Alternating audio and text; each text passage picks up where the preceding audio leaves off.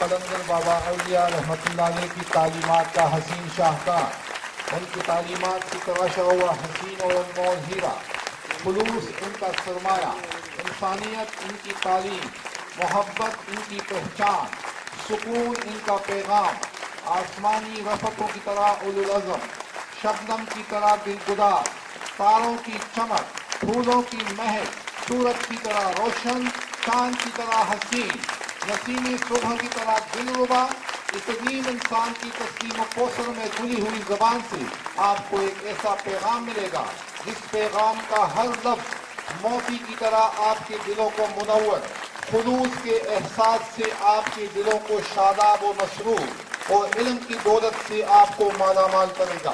بقول ایک شاعر کے، ہر راہ پہنچتی ہے تیری چاہ کی در تک، ہر راہ پہنچتی ہے تیری چاہ کی در تک، ہر حرف تمنا تیرے قدموں کی صدا ہے، مرشد تو اپنی ذات میں ایک کائنات ہے، مرشد تو اپنی ذات میں ایک کائنات ہے، ملتی نہیں مثال مثالوں کی شہر میں، مرشد کریم حضرت خواجہ شمس الدین عظیمی۔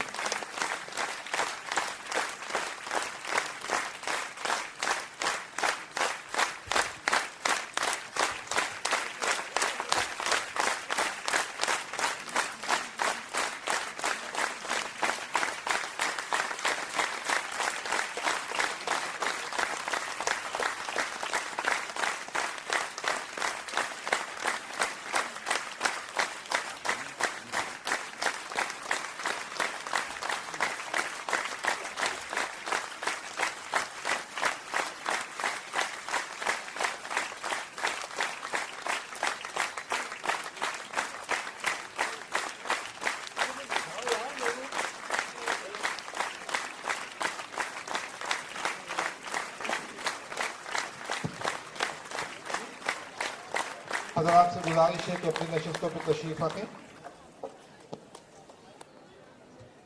معزز حاضرین، گرامی قدر دوستوں اور بزرگوں، عزیز بچوں اور بچیوں اور سلسلہ عظیمیہ کے کارکنوں، اور سچی بات یہ ہے کہ آپ سب میرے دوست ہیں۔ دوستوں، السلام علیکم۔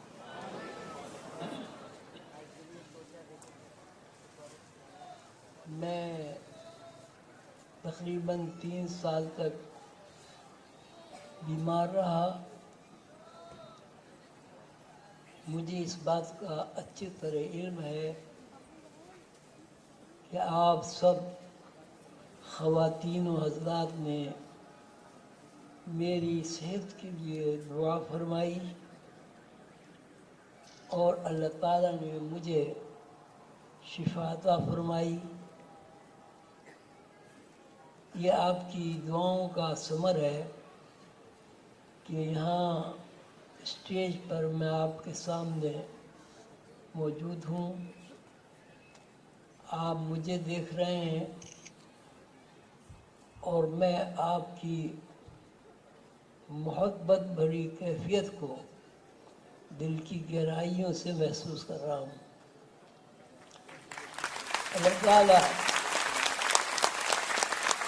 آپ کو، آپ کے بزرگوں کو، آپ کی متعلقین کو اور آپ کی اولادوں کو اپنے حفظ و امان میں رکھے، اور اللہ تعالیٰ کے محبوب حضرت محمد صلی اللہ علیہ وسلم کی تعلیمات سے آپ روشناس ہوں اور اس پر عمل کریں۔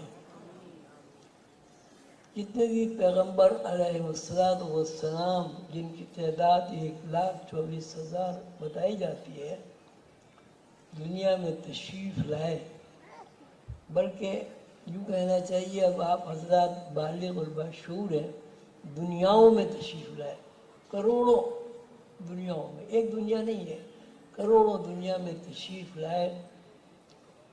ان سب کا مشن ایک ہی رہا کہ اللہ وحدہ لا شریک ہے، اس کا کوئی شریک نہیں، اللہ ہی ظاہر ہے، اللہ ہی باطن ہے، اللہ ہی هو الاول هو الاخر، اللہ ہی آخر ہے اور اللہ ہی ابتدا ہے، هو الاول هو الاخر هو الظاہر هو الباطن۔ اور اللہ تعالیٰ نے اس دنیا کو اس لیے تخلیق فرمایا ہے کہ لوگ اللہ تعالیٰ کی عبادت کریں اور اللہ تعالیٰ کا عرفان انہیں نصیب ہو۔ وما خلقت الجن والانس الا لیعبدون۔ الحمدللہ سلسلہ عظیمیہ کے افراد، کارکنان اور سلسلے کے متعلقین معتقدین اس امر سے واقف ہو گئے ہیں کہ انسان کی اصل اس کا مادی جسم نہیں ہے، انسان کی اصل اس کی روح ہے۔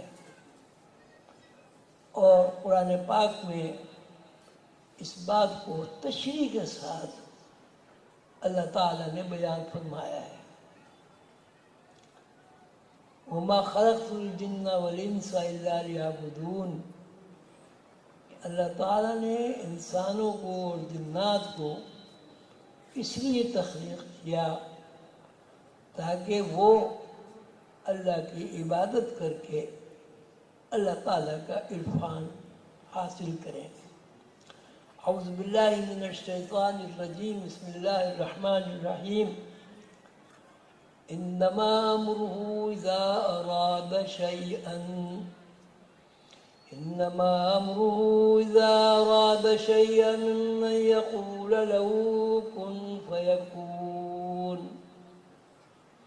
انما امره اذا اراد شیئا ان یقول له کن فیکون۔ وما خلقت الجن والانس الا لیعبدون۔ بسم اللہ الرحمن الرحیم۔ قل الروح من امر ربی وما اوتیتم من العلم الا قلیلا۔ محترم حاضرین اور میرے عزیز بچوں، تقریباً 3 سال کے بعد میں اسٹیج پر آپ کے سامنے حاضر ہوں۔ بہت مختصر بات آپ کے ذہن میں کرانا ضروری سمجھتا ہوں، اس کو آپ غور سے سنیں اور دعا کریں کہ میں جو کچھ آپ کے گوش گزار کرنا چاہتا ہوں یا جن حقائق اور رموز سے آپ کو واقف کرنا چاہتا ہوں، اللہ تعالیٰ مجھے توفیق دے میں اس کو اس طرح بیان کروں کہ آپ کا شعور اسے قبول فرمائے اور میں جو کچھ عرض کرنا چاہتا ہوں وہ آپ کے ذہن نشین ہو جائے۔ اللہ تعالیٰ مجھے اور آپ کو توفیق عطا فرمائے کہ اللہ تعالیٰ کا یہ علم جو اللہ تعالیٰ نے اپنے بندوں کو عطا فرمایا ہے، يسألونك عن الروح قل الروح من امر ربی وما اوتیتم من العلم الا قلیلا۔ اے پیغمبر صلی اللہ علیہ وسلم، آپ سے روح کے بارے میں سوال کرتے ہیں، آپ کہہ دیجئے روح میرے رب کے امر سے ہے۔ انما امره اذا اراد شيئا ان يقول له كن فيكون۔ اللہ کا امر یہ ہے جب اللہ تعالیٰ نے ارادہ فرمایا کہ کائنات تخلیق ہو تو اللہ تعالیٰ نے فرمایا کن. جیسے ہی اللہ تعالیٰ نے کن فرمایا فیکون، کائنات تخلیق ہو گئی. یہ جو آیتیں ابھی میں نے آپ کے سامنے تلاوت کی ہیں، ان کا حاصل یہ ہے کہ انسان کی اصل روح ہے اور یہ مادی جسم روح کا لباس ہے. انسان کی اصل اس کی روح ہے اور مادی جسم اس کا لباس ہے. یہ مشاہدہ ہے اور رات دن کا تجربہ ہے. ہر شخص اس سے واقف ہے کہ انسان جو اس دنیا میں آیا، پیدا ہوا، اس نے بچپن گزارا، لڑکپن گزارا، جوان ہوا، جوانی کے بعد بوڑھا ہوا اور بوڑھے کے ہونے کے بعد مر گیا. مر گیا کا مطلب فنا ہونا نہیں ہے. مر گیا کا مطلب ہے امر ہو گیا، یعنی وہ زندہ ہو گیا. ہم کہتے ہیں آدمی مر گیا، وہ امر ہو گیا. کیا چیز امر ہو گئی؟ کیا چیز امر ہو گئی؟ ایک آدمی ہے، اس کے اندر اس کی روح ہے. پیدائش کے وقت سے مرنے کے وقت تک وہ روح اس کو چلاتی ہے، کھلاتی ہے، کھانا کھلاتی ہے، بھوک پیاس سردی گرمی کا احساس دلاتی ہے. اور جب وہ روح اس سے اپنا رشتہ منقطع کر لیتی ہے تو آدمی نہ چلتا ہے، نہ پھرتا ہے، نہ روتا ہے، نہ سوتا ہے، نہ جاگتا ہے، نہ کھاتا ہے، نہ پیتا ہے. اس کے باوجود کہ وہ نہ کھاتا ہے، نہ پیتا ہے، نہ چلتا ہے، نہ پھرتا ہے، نہ غصہ کرتا ہے، نہ رحم کرتا ہے، اس کا وجود موجود رہتا ہے. ہم سب اس بات سے واقف ہیں کہ جب آدمی کے اوپر موت وارد ہو جاتی ہے تو جسم میں کوئی تبدیلی واقع نہیں ہوتی. ایک وقت معینہ تک جسم میں کوئی تبدیلی واقع نہیں ہوتی. ہاتھ بھی موجود رہتے ہیں، پیر بھی موجود ہے، دماغ بھی موجود ہے، آنکھیں بھی موجود ہیں، کان بھی موجود ہے. اب کان موجود ہیں لیکن وہ آدمی سنتا نہیں ہے. آنکھیں موجود ہیں لیکن وہ آدمی دیکھتا نہیں ہے. منہ موجود ہے لیکن وہ آدمی اظہار رنج و الفت کچھ نہیں کرتا. تو کیا ہوا، کیا چیز ہو گئی کہ انسان موجود ہے، اس کے ہاتھ بھی موجود ہے، اس کے کان بھی موجود ہے، اس کا دماغ بھی موجود ہے، اس کا دل، پھیپھڑے، گردے، پتے سب موجود ہے، لیکن اس جسم میں حرکت نہیں ہے. کیا چیز اس کے اندر سے نکل گئی؟ کیا چیز اس کے اندر سے نکل گئی؟ اللہ تعالیٰ فرماتے ہیں یسألونک عن الروح، یسألونک عن الروح قل الروح من امر ربی وما اوتیتم من العلم الا قلیلا. ہم نے اے پیغمبر صلی اللہ علیہ وسلم آپ سے یہ لوگ سوال کرتے روح کیا ہے. یسألونک عن الروح، آپ سے سوال کرتے ہیں کہ روح کیا ہے؟ قل الروح، آپ فرما دیجئے محمد صلی اللہ علیہ وسلم، آپ فرما دیجئے قل الروح من امر ربی، روح میرے رب کے کا امر ہے یا میرے رب کے امر سے ہے۔ وما اوتیتم من العلم الا قلیلا، لیکن اس کا جو علم ہے وہ قلیل دیا گیا ہے۔ قرآن پاک کی اس آیت مبارکہ سے یہ بات بالکل ثابت ہو گئی کہ روح کا علم اللہ تعالیٰ نے عطا فرمایا ہے۔ یسألونک عن الروح قل الروح من امر ربی، کہ یہ سب روح کے بارے میں آپ سے سوال کرتے ہیں، پیغمبر صلی اللہ علیہ وسلم آپ فرما دیجئے روح میرے رب کے امر سے، اور میں نے اس کا قلیل علم، تھوڑا سا علم دیا ہے۔ ثابت یہ ہوا کہ روح کا علم ہر اس انسان کو حاصل ہے جو اس علم کو سیکھنا چاہتا ہے۔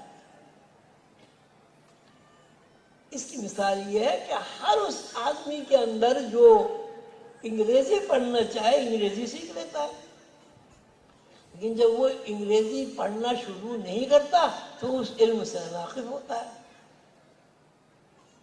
ہر وہ آدمی جو عربی سیکھنا چاہے عربی سیکھ لیتا ہے، لیکن اگر سیکھنا نہ چاہے تو وہ نہیں سیکھتا۔ ہماری بدنصیبی تو یہ ہے کہ ہم نماز میں 10 سورتیں پڑھتے ہیں، چھوٹی چھوٹی صورتیں، سورہ فاتحہ، سورہ ناس، سورہ فلق، سورہ اخلاص، سورہ لب، چھوٹی چھوٹی صورتیں، لیکن بدنصیبی یہ ہے کہ ہم ان صورتوں کا ترجمہ ہمیں نہیں پتا۔ جب صورتوں کا ترجمہ ہی پتا نہیں تو اس کا فائدہ اور نقصان زیر بحث نہیں آتا۔ کوئی آدمی یہ نہیں کہہ سکتا کہ وہ انگریزی بغیر ترجمے کے پڑھ لے اور انگریزی سے اس کو فائدہ پہنچے گا۔ کیوں بھائی؟ کوئی کہہ سکتا ہے؟ کوئی کہہ سکتا ہے؟ کیوں نہیں کہہ سکتا؟ اگر آپ قرآن شریف بغیر ترجمے کے پڑھ سکتے ہیں اور آپ یہ سمجھتے ہیں کہ اس سے ہمیں فائدہ ہوگا، تو انگریزی آپ بغیر ترجمے کیوں نہیں پڑھتے؟ کیا آپ کے پاس اس بات کا کوئی جواب ہے؟ آپ اتنے سارے لوگ ماشاءاللہ بیٹھے ہیں، کوئی بھی علم ہو اگر ہمیں اس کا ترجمہ یاد نہیں ہوتا تو کیا ہم اس علم سے فائدہ اٹھا سکتے ہیں؟ جی زور سے بولو یار۔ کہ قرآن پاک کا علم جب آپ نے حاصل نہیں کیا اور ترجمہ یاد نہیں کیا تو اس سے آپ کیسے فائدہ اٹھائیں گے؟ ایک سوال ہے، کوئی آدمی اس سوال کا جواب دے سکتا ہے اتنے بڑے مجمع میں؟ ہم جو نماز میں قرآن کریم کی اللہ کی دی ہوئی توفیق کے ساتھ تلاوت کرتے ہیں، اگر ہمیں اس کا ترجمہ یاد نہیں تو ہمیں اس کا جو فائدہ ہے، کیا وہ فائدہ ہمیں پوری طرح حاصل ہو سکتا ہے؟ جی نہیں بھائی، سارے بولو نا۔ تو جب نہیں فائدہ ہو سکتا، اب ہماری یہ ذمہ داری ہو گئی کہ قرآن پاک کی جتنی صورتیں ہمیں یاد ہیں نماز کے لیے، اور پوری نماز کا ترجمہ ہمیں یاد کرنا ہے۔ اب تک تو ہمیں پتہ نہیں تھا، مائیں نسلوں سے یہ چل رہا ہے کہ قرآن پڑھ لو بس، لیکن اب تو ہمیں پتہ چلی ہے نا کہ ہم اگر قرآن پاک کو ترجمے کے ساتھ نہیں پڑھیں گے تو قرآن پاک کا فائدہ ہمیں، جو فائدہ ہونا چاہیے، ہم اس سے محروم رہیں گے۔ تو ہمیں کیا کرنا چاہیے بھائی؟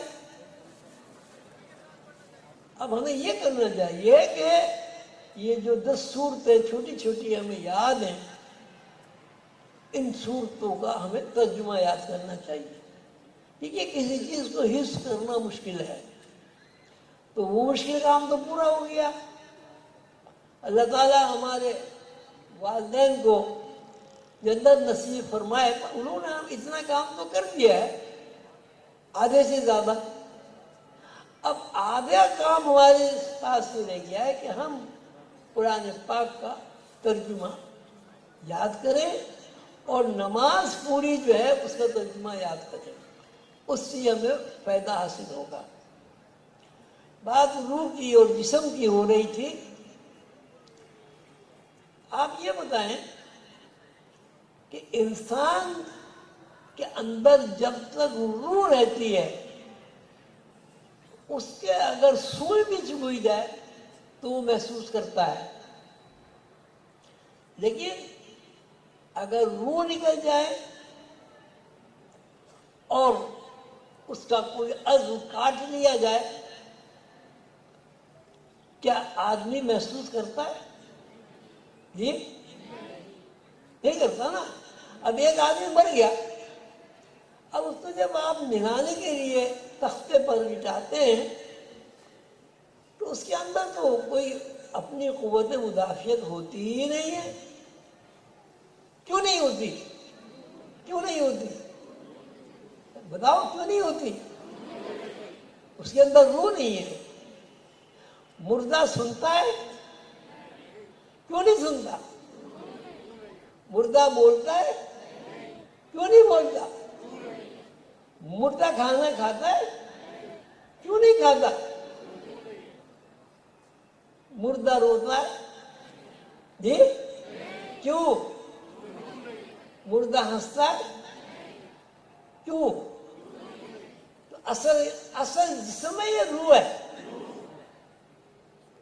جب تک جسم کے اندر روح موجود ہے، آپ کے اندر قوت مدافعت بھی ہے، آپ کے اندر تکلیف راحت کے اظہار بھی ہے،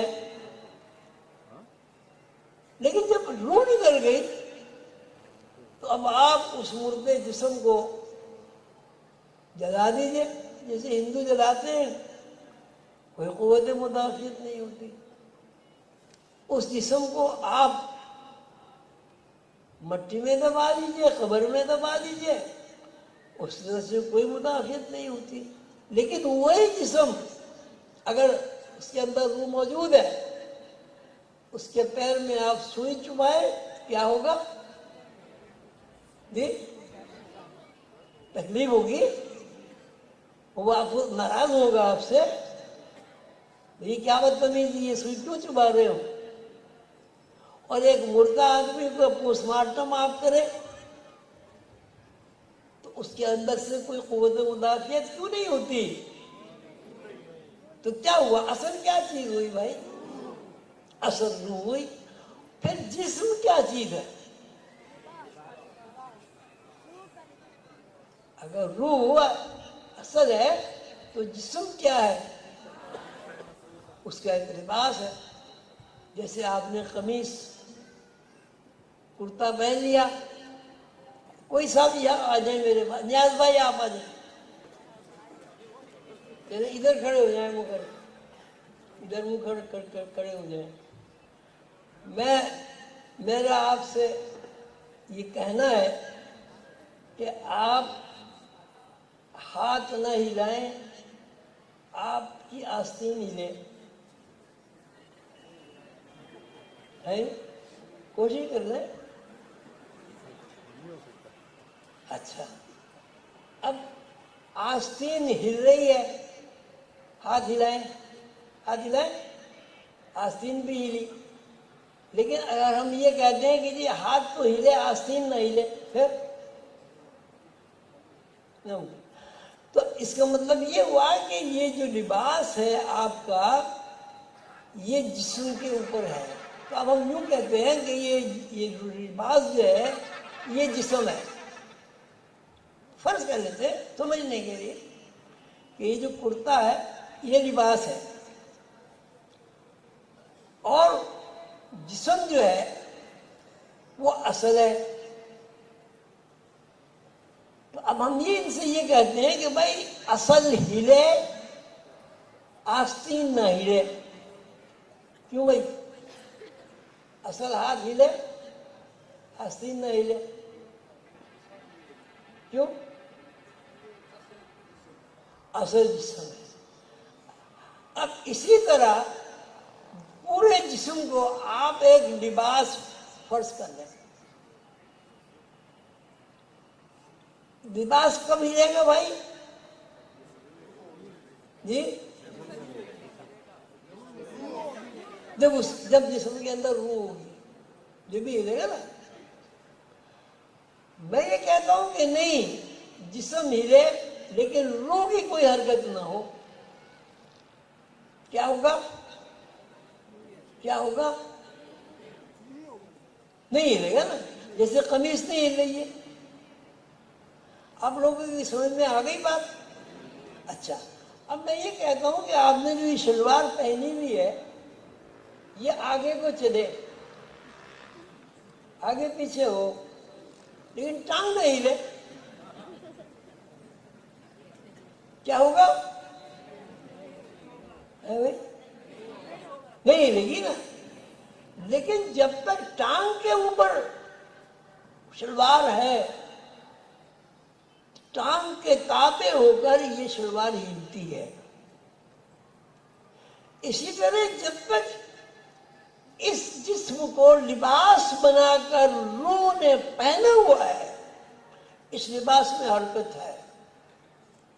اور جب روح اس جسم کو، اس لباس کو، اس شلوار کو، اس کرتے کو، اس قمیص کو اتار دیتی ہے، حرکت ساقط ہو جاتی ہے. بس ٹھیک. اس کا مطلب کیا ہوا؟ اس کا مطلب یہ ہوا کہ یہ ہمارا جسمانی نظام انڈیپینڈنٹ نہیں ہے. اس میں کوئی ریئلٹی نہیں ہے، کوئی حقیقت نہیں ہے. جب تک روح اس جسم کو، اس لباس کو حرکت دیتی ہے، یہ لباس حرکت کرتا رہتا ہے. اور جب روح اس جسم کے اندر سے نکل جاتی ہے تو کیا آدمی کیا بن جاتا ہے؟ آدمی کیا بن جاتا ہے؟ جی، مردہ. ہاں دیکھیے، آدمی مردہ ہو جاتا ہے. تو آپ یہ بتائیں کہ آپ چلتے کس طرح ہیں؟ کون سی چیز آپ کو چلا رہی ہے؟ آپ مرنے کے بعد کھانا نہیں کھاتے، یہ کھاتے ہیں. وہ تو حلق میں اگر پانی ڈال دیں تو پانی ادھر سے بھی نکل جائے گا، ادھر سے بھی نکل جائے گا. کبھی تجربہ کیا آپ نے؟ مردے کا تجربہ کیا کرو گے؟ مرنے سے تو سب ڈرتے ہیں.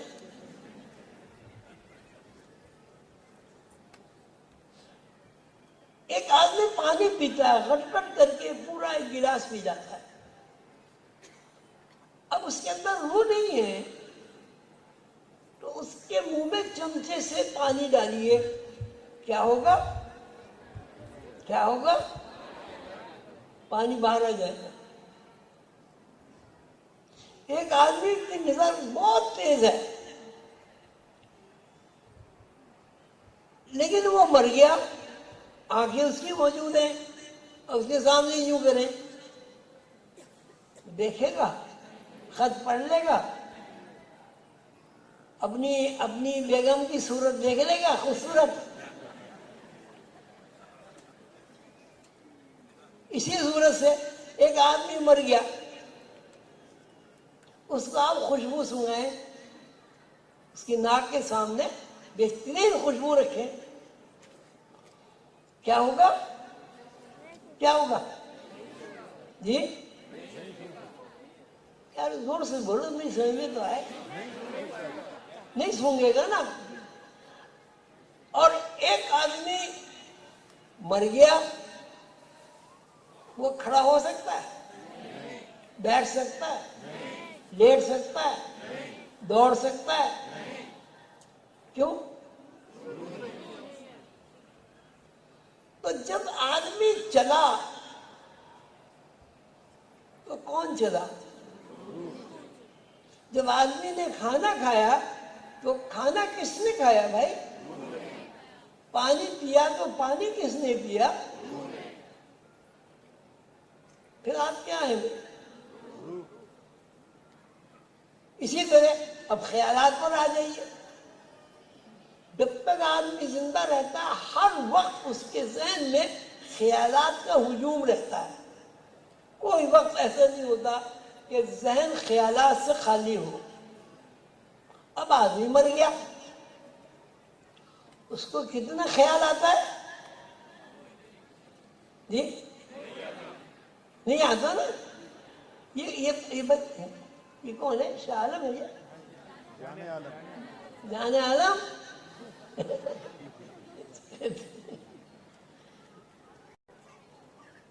تو جو بھی آپ کی حرکات و سکنات ہیں وہ کب ہیں؟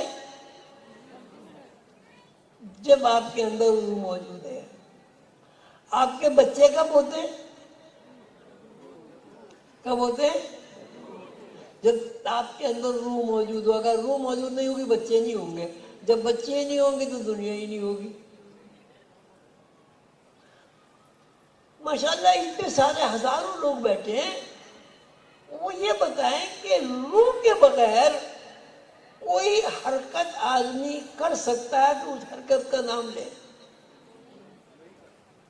جی اچھا, اب جب سب کچھ آپ نے مان لیا, تسلیم کر لیا, مطلب ایک مردہ آدمی کی کبھی شادی ہوتی دیکھی؟ کسی مردہ ماں کے پیٹ سے کسی بچے کو جنم ہوتا دیکھا؟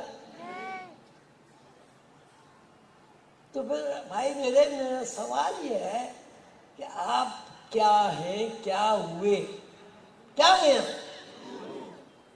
آپ کا جسم کیا ہوا؟ وہ لباس, روح کا لباس.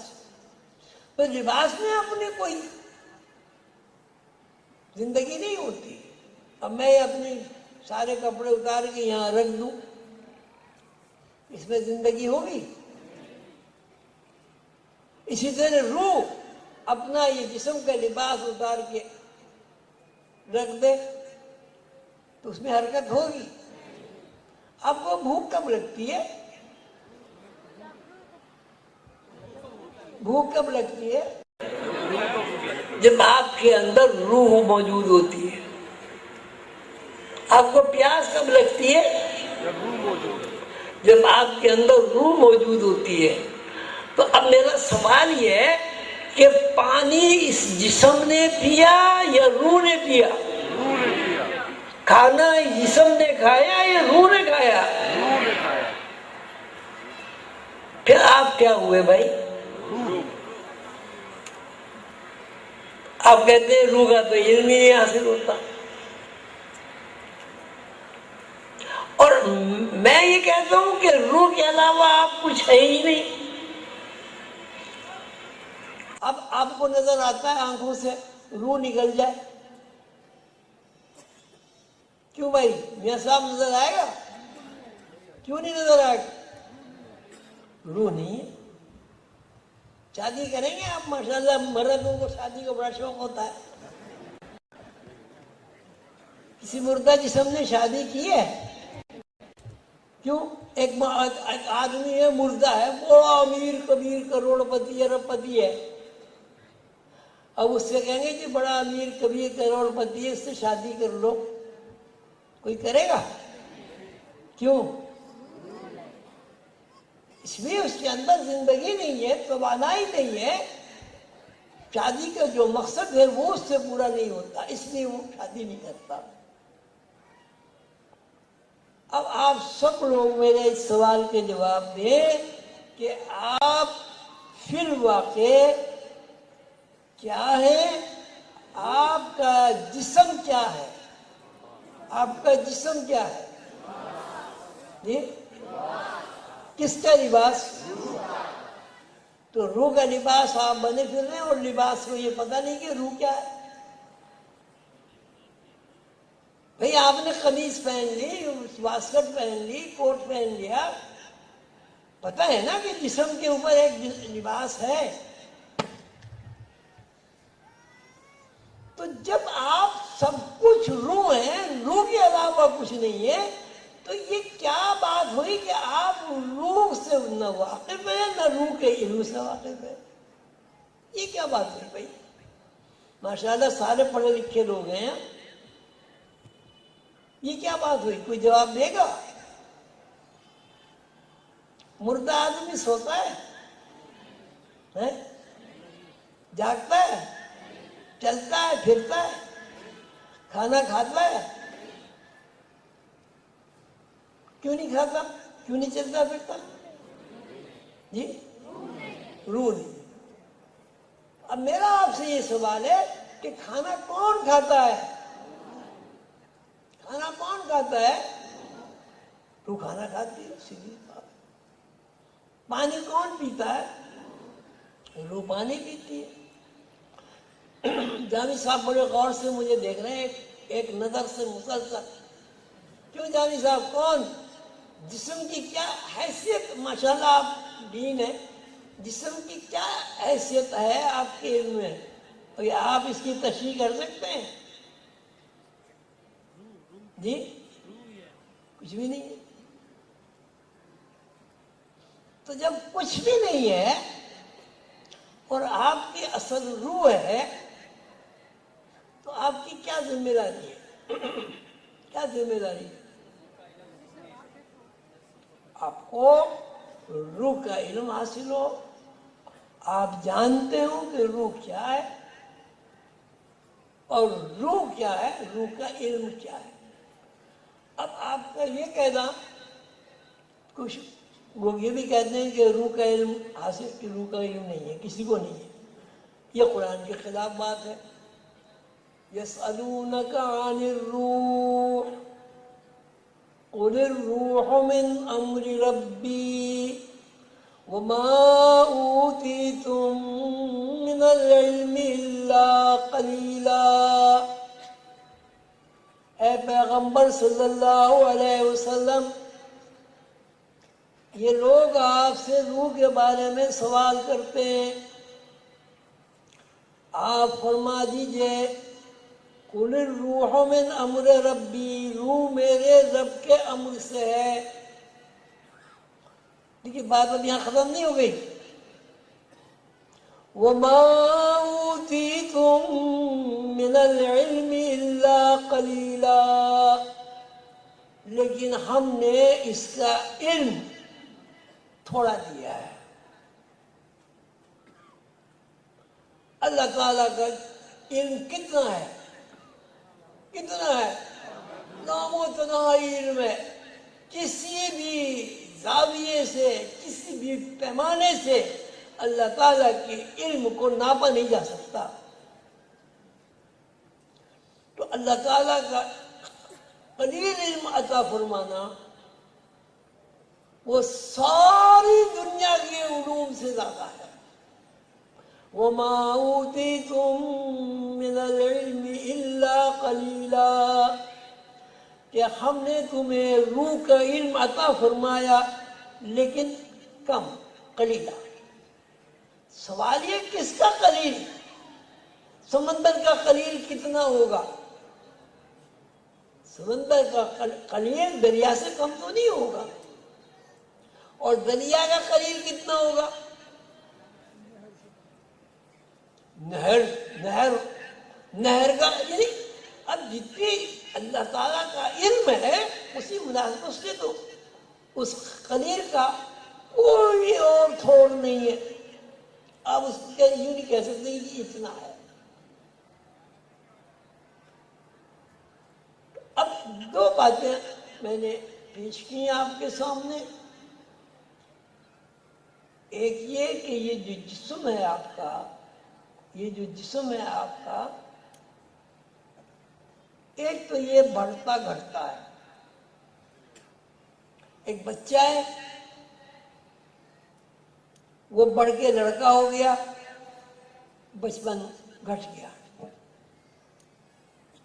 وہ لڑکا بڑا ہوا، जवानी आ गई, लड़कपन गायब हो गया। जवान आदमी बूढ़ा हुआ, जवानी गायब हो गई, बुढ़ापा नुमाया हो गया। और जब बुढ़ापा गायब हुआ तो क्या हुआ? क्या हुआ? मेरे अजर कान कम सुनते हैं, क्या हुआ? मोहताज हो गया। क्या कहा? मर गया, गायब हो गया। अब जब वो गायब हो गया, अब आप उसको याद करते हैं, उसको इशारे सवाब करते हैं, उसकी कब्र पे जाके फातिहा पढ़ते हैं। जो चीज गायब हो गई, आप किसको याद करते हैं? जो चीज गायब हो गई या नेस्त नाबूद हो गई, आप ख्वाब में किसको देखते हैं? याद आपको कौन आता है? कौन याद आता है? जिस्म तो गायब हो गया। आप जिस्म को, आपने जिस्म को कब्र में उतार दिया, क्या हुआ जिस्म का? क्या हुआ? क्यों भाई? कोई डॉक्टर साहब यहाँ बैठे, कितने दिन तक कब्र में जिस्म रहता है? उसका गोश्त पोस्ट ठीक रहता है? कितने दिन तक रहता है? भाई डॉक्टर तो कोई होगा, कितने दिन तक जिस्म खराब नहीं होता? कोई डॉक्टर नहीं है यहाँ? है? कितना? नहीं नहीं नहीं। हाँ भाई डॉक्टर साहब,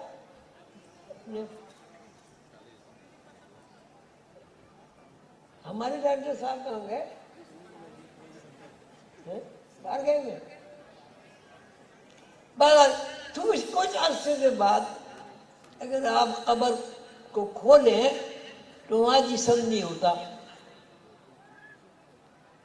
लेकिन जिस्म वहां नहीं होता। आप वहां जाके कहते हैं अस्सलामु अलैकुम या अहलल कुबूर। किसको सलाम कर रहे हैं? जिस्म तो वहां नहीं है। क्या होता है? जिस्म तो कुछ भी नहीं होता, पानी हो जाता है, सड़ जाता है, हड्डियां मिलती हैं वहां। अस्सलामु अलैकुम या अहलल कुबूर। हुजूर पाक सल्लल्लाहु अलैहि वसल्लम जब बदर में तशरीफ ले गए, मक्के मदीने से मक्के जाते हुए, तो उन्होंने वहां खड़े होकर फरमाया कि भाइयों, मुझसे अल्लाह ने जो वादा किया था वो मैंने देख लिया है। तुम्हारे मुकद्दर में जो कुछ अल्लाह ने किया था, क्या तूने भी देख लिया है? सहाबा किराम ने जब ये बात सुनी तो उन्होंने फरमाया कि या रसूलुल्लाह सल्लल्लाहु अलैहि वसल्लम, ये मुर्दे क्या बोलते हैं, क्या सुनते हैं? सैयदना हुजूर अलैहिस्सलाम ने इरशाद फरमाया, ये बोलते भी हैं, सुनते भी हैं, और तुमसे ज्यादा सुनते हैं, लेकिन तुम नहीं सुनते। ये सुनते हैं, तुम नहीं देखते कि ये देखते हैं। एक तो ये बात। दूसरी बात, आप सब लोग इस बात से वाकिफ हैं कि सैयदना हुजूर अलैहिस्सलाम का इरशाद आली मकाम है कि जब तुम कब्रिस्तान जाओ तो कहो अस्सलामु अलैकुम या अहलल कुबूर। ऐ वो लोग जो कब्रों में रहते हो, तुम्हारे ऊपर सलामती हो। तो वहां कब्रों में कौन रहता है? कब्र खोद के देखो, वहां तो जिस्म तो खराब हो जाता है, आपको सबको पता है, मिट्टी हो जाती है। कौन रहता है कब्र में? है भाई? आप क्या, मैं ख्याल में बात समझ नहीं रहे हैं या सो रहे हैं? कोई भी नहीं होता कब्र में जी। फिर किसको सलाम कर रहे हो भाई?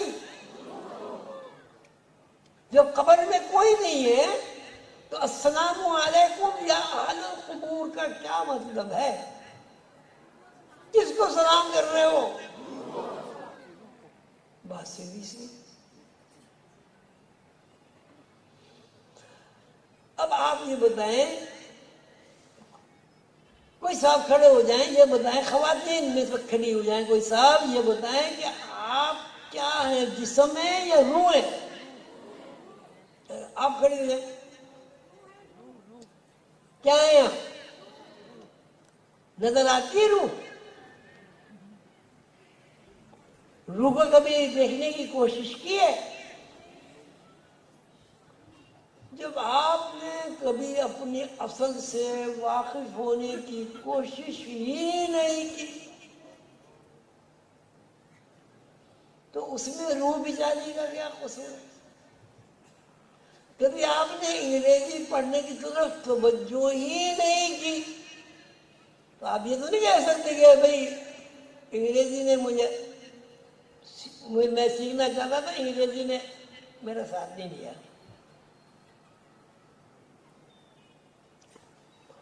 میرے خیال ہے بات بہت مختصر کرتا ہوں. اب میں نے آپ کو یہ سمجھانے کی کوشش کی ہے کہ جسم، مادی جسم اصل نہیں ہے، یہ روح کا لباس ہے. جس طرح کوٹ پتلون اصل نہیں ہے، آپ کے جسم کا لباس ہے. آپ ایک ایسا لباس بنائیں کہ انگلی میں انگلی آ جائے، جیسے دستانے ہوتے ہیں، ناک میں ناک آ جائے، آنکھ میں آنکھ آ جائے، کان میں کان آ جائے، سر میں سر آ جائے، گردن میں گردن آ جائے، پیٹ میں پیٹ آ جائے. ایسا جسم بن سکتا ہے نہیں؟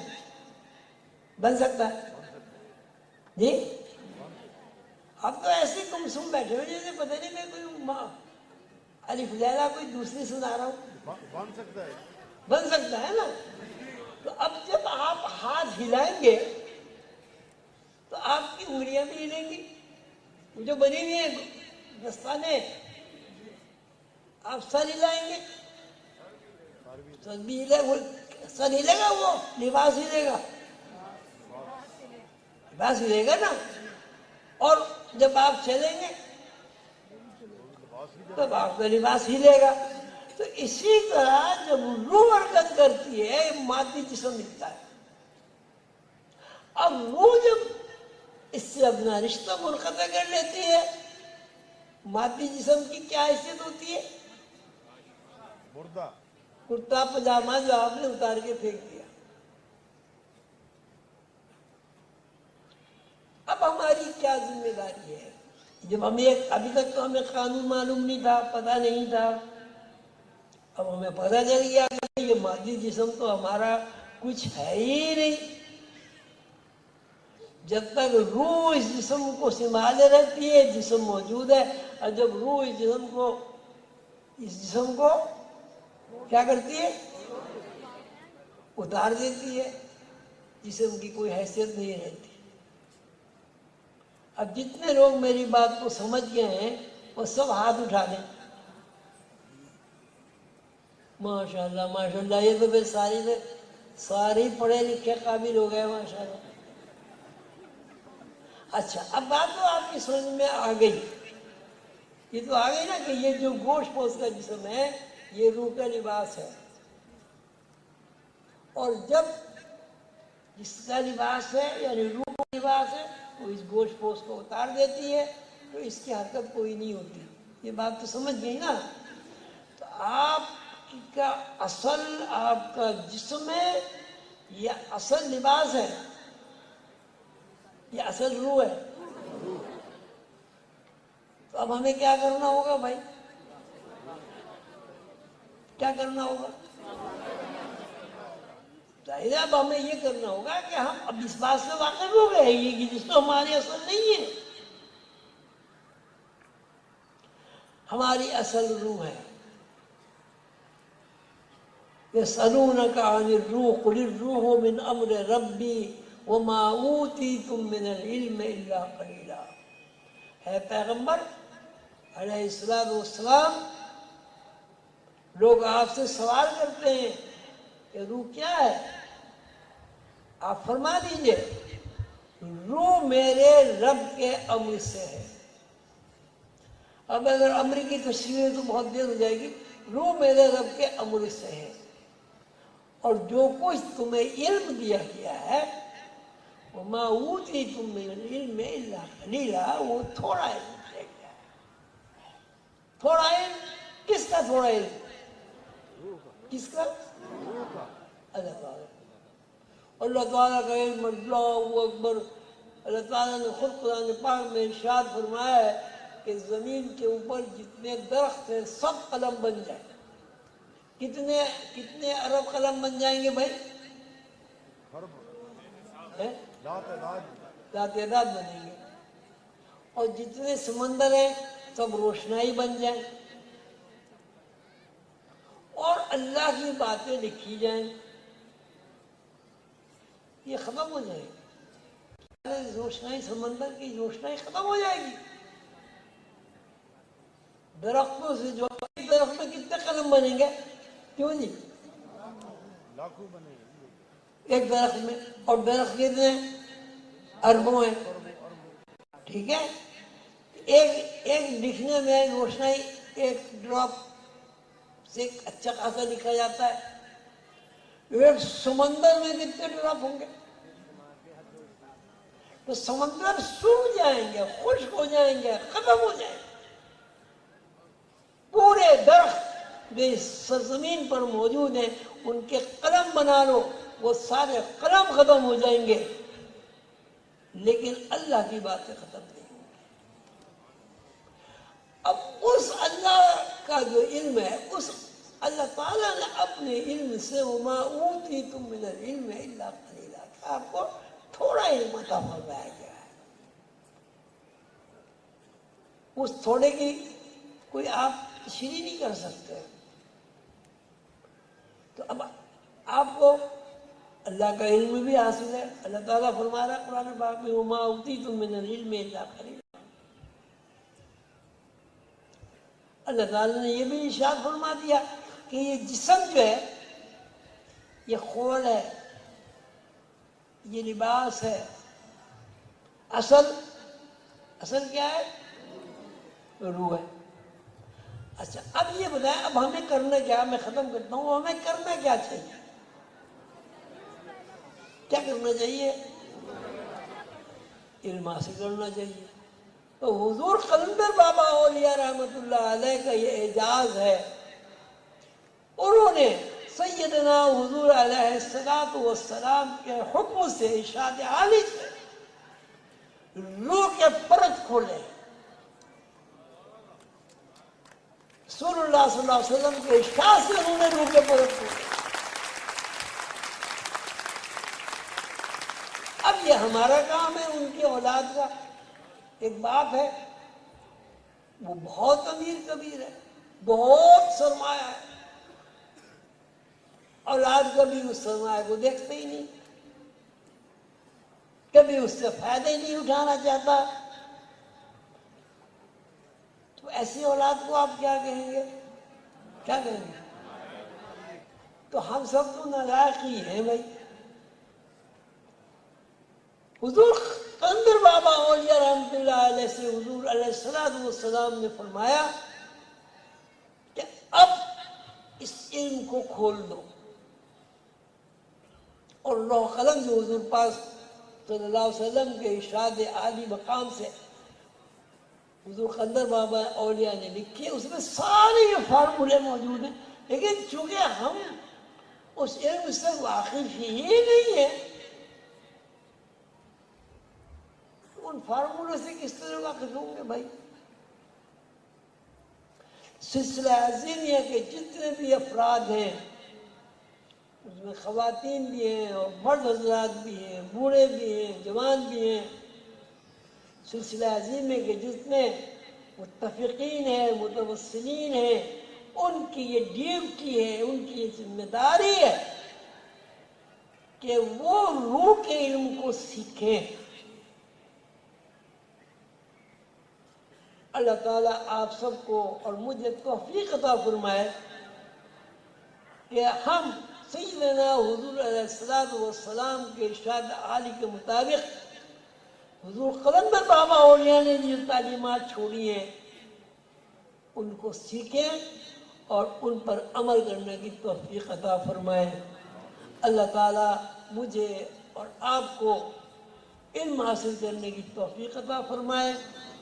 سیدنا حضور علیہ السلام کے وارث حضور قلندر بابا اولیاء رحمۃ اللہ علیہ کے علوم کو سیکھ کر ان علوم کو دنیا میں اس طرح پھیلا دیا جائے کہ لوگوں کے ذہن سے یہ بات نکل جائے کہ انسان روح کا علم نہیں سیکھ سکتا۔ وما اوتیتم من العلم الا قلیلا۔ اللہ تعالیٰ آپ سب کا حامی و ناصر ہو، آپ کو صحت و تندرستی عطا فرمائے، ہماری اولاد سعید ہو۔ اللہ تعالیٰ ہمیں علم سیکھنے کی، حاصل کرنے کی توفیق عطا فرمائے، آپس میں محبت الفت عطا فرمائے۔ اللہ تعالیٰ ہمیں ایک دوسرے کا غمخوار اور مددگار بنائے۔ اللہ تعالیٰ ہمارے ملک کی حفاظت فرمائے۔ اللہ تعالیٰ ہمیں اور ہمارے تمام اعزاء کو، رشتہ داروں کو، اقربا کو، خاندان کو اپنے حفظ و امان میں رکھے اور ہمیں دین دنیا کی سعادت نصیب فرمائے اور ہمیں وہ علوم عطا فرمائے کہ سیدنا حضور علیہ السلام کے وارث حضور قلندر بابا اولیاء رحمۃ اللہ علیہ نے ہمارے لیے چھوڑے ہیں۔ آمین یا رب العالمین۔